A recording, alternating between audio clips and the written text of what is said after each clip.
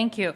Moving on to another question, we're going to have you look at how the provisions of House Bill 1099, which did not pass, which would have mandated climate change mitigation and environmental resiliency in the state's comprehensive planning, how can those provisions be incorporated into the Spokane County Comprehensive Plan in this update cycle that we're working on? And along with that, we know that the city of Spokane is implementing a sustainability action plan. So please explain plans that you might have in the county that would develop and achieve sustainability goals to further the resiliency in all of Spokane County. And we'll start with you, Mr. Harmon.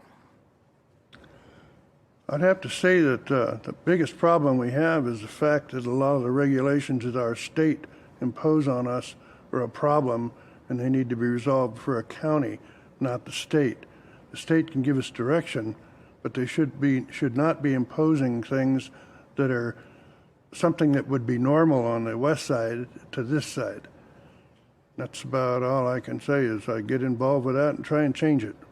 Okay, thank you. Ms. Yates.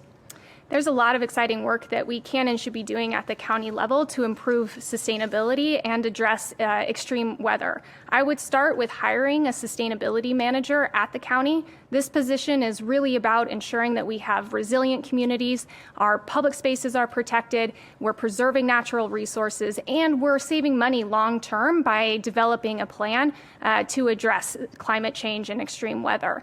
I would also develop a vulnerability assessment at the county and update our hazard mitigation plan. And finally, I would want to make sure that we're addressing the needs of disproportionately impacted communities by investing and planting additional vegetation, by creating accessible and adequate cooling shelters, and by pursuing state funding to make sure that families who are at heightened risk of health complications can have access to air conditioning. Okay, thank you. Ms. Carter. You know, I honestly don't know much about this subject, but what I can tell you is the sustainability issues that people talk about are all on different levels.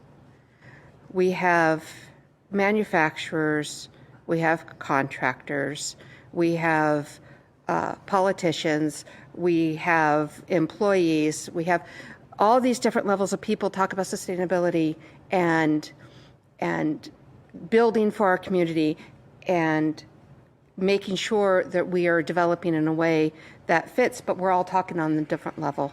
We need to make sure that we start and build it together with people in our community that live here, that work here, who have the knowledge and the power of words to be able to bring us together.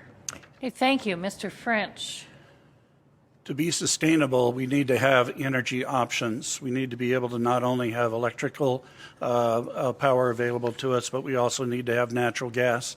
The State Building Code Council, which I serve on, and unfortunately I'm a minority member on, is trying to eliminate natural gas in residential development. What that's going to do is it's going to force more and more construction over into Post Falls, force people to commute, spend more time in their car and less time with their family. This is wrong. The policies that work for the other side of the state do not work in our climate where we have to deal with snow and winter conditions.